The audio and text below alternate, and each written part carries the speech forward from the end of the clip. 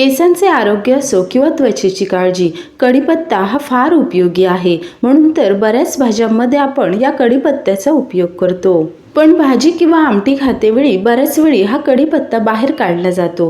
तर तसं होऊ नये यासाठी एक चटपटीत अशी चटणी करणार आहोत. आणि विशेष म्हणजे ही चटणी आपण चपाती, भाकरी शिवाय नेहमीच्या भाज्यांमध्ये सुद्धा घालू शकता.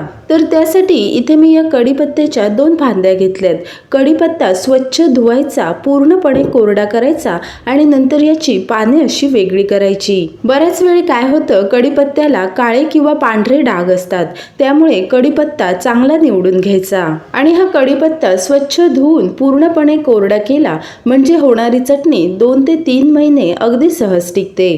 तर ही पाने बघा अशी सर्व मी बाजूला केली. आता ही एका बाजूला ठेवायची आणि चटणी करायला घ्यायची. तर चटणी चटपटीत व्हावी, त्याला भरपूर अशी पौष्टिकता यावी यासाठी यामध्ये बरेचसे जिन्नस वापरणार आहोत.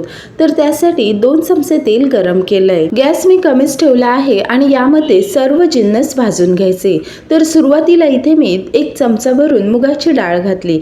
मुगाची डाळ अशी एखादा मिनिटभर परतायची आणि यामध्ये 1 चमचा भरून उडीद डाळ घालायची.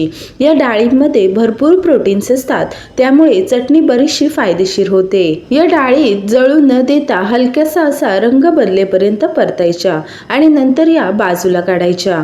आता याच तेलामध्ये 1 अर्धी वाटी भरून शेंगदाणे घातलेले आहेत. हे शेंगदाणे सुद्धा आतपर्यंत चांगले कुरकुरीत होईपर्यंत तळून घ्यायचे. या चटणीमध्ये बघा शेंगदाणे, डाळी, खोबरं असे पदार्थ घातले म्हणजे चटणीला चवही छान येते आणि नेहमीच्या भाज्यांमध्ये सुद्धा ह्या चटणीचा आपण उपयोग करू शकता. शेंगदाणे काढून घेतले आहेत. आता साधारण 10 ते 12 लसणीच्या पाकळ्या या तेलामध्ये तळून घ्यायच्या. लसणीच्या पाकळ्यांना हलकासा चीर द्यायचा म्हणजे तेलामध्ये ती फुटत नाही. सोबतच तिखटपणासाठी 7-8 लाल मिरच्या घेतल्यात. आपल्याला जर अशा मिरच्या वापरायच्या नसतील तर नंतर आपण चमचाभर लाल तिखट सुद्धा वापरू शकता. हे सर्व जळू न देता साधारण अर्धा मिनिटभर असं परतून घेतलंय. आता हे लसूण आणि लाल मिरची बाजूला काढायची. आता यामध्येच मी 1 चमचा भरून हे तीळ घातलेत. तीळ भाजायला फार वेळ लागत नाही. हलके असे तीळ तडतड उडू लागले की समजायचं छान असे खमंग भाजले गेलेत.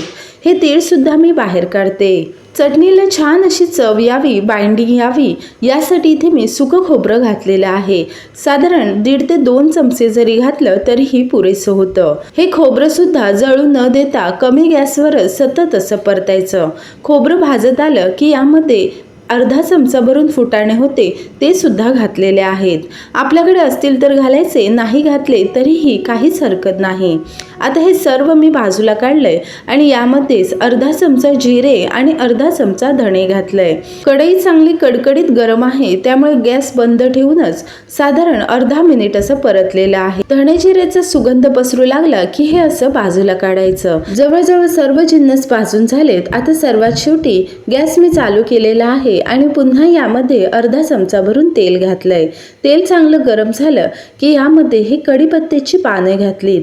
कढीपत्त्याची पाने चांगली कुरकुरीत होईपर्यंत परतून घ्यायची. सुरुवातीला पाने स्वच्छ धुवून पूर्णपणे कोरडी केली म्हणजे बघा अगदी पटकन अशी तळली जातात. पाने परतताना जाणवते मस्त अशी कुरकुरीत झाली आहेत. आता ही पाने सुद्धा बाजूला काढायची. सर्व साहित्य भाजून एका ताटामध्ये मी काढलेलं आहे. इथे मी माझ्याकडे जेवढं साहित्य होतं ते वापरलेलं आहे. आपल्याकडे काही कमी जास्त असेल तर त्याप्रमाणे घेऊ शकता. हे बघा व्यवस्थित असं कुरकुरीत झालंय. आता हे सर्व जिन्नस गरम गरम न वाटता पूर्णपणे थंड होऊ द्यायचं आणि मगच मिक्सरच्या भांड्यामधून बारीक वाटायचे. इथे मी हे छोटं भांडं घेतलं आहे. यामध्ये 2 बॅचमध्ये अगदी पटकन वाटून होईल. एक बॅच वाटून झाली. आता दुसरी बॅच वाटताना यामध्ये पूर्ण चटणीला लागेल एवढं मीठ आणि थोडासा चाट मसाला घालायचा. चाट मसाला घातला म्हणजे लहान मुले सुद्धा फार आवडीने खातात. आपल्याला हवं असेल तर यामध्ये थोडंसं गूळ जरी घातलं तरीही चालेल. यामध्ये घातलेले हे सर्व जिन्नस चांगले कुरकुरीत होईपर्यंत भाजायचे म्हणजे होणारी चटणी सुद्धा बघा छान अशी सुटसुटीत होते. तर हे सर्व साहित्य वाटून झालेलं आहे आणि ही चटणी बघा भाकरी किंवा चपाती सोबत सुद्धा खाऊ शकता. शिवाय नेहमी आपण ज्या भाज्या बनवतो त्या भाज्यांमध्ये चमचाभर जरी ही चटणी घातली तरीही सर्वांच्या पोटामध्ये जाते. किंवा मग आपण नेहमी जी कोशिंबीर बनवतो त्या दह्यामध्ये थोडीशी ही जरी चटणी घातली तरीही कोशिंबिरीला छान चव येते आणि सर्वजण जेवताना फार आवडीने खातात. आपल्याकडे जर बऱ्याच प्रमाणात कढीपत्ता असेल तर अशी ही चटणी बनवून साधारण 2 ते 3 महिने अगदी सहज वापरता येते.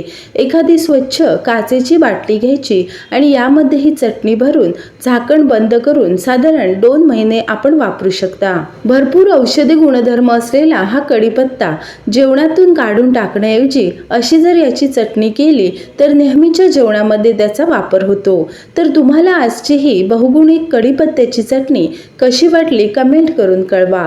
रेसिपी आवडली असेल तर व्हिडिओला लाईक करा आणि अशाच छान छान रेसिपी पाहण्यासाठी चॅनलला सबस्क्राईब करा आणि बाजूचे बेल आयकॉन दाबा. लवकरच भेटू एखाद्या नवीन रेसिपी सोबत. तोपर्यंत धन्यवाद.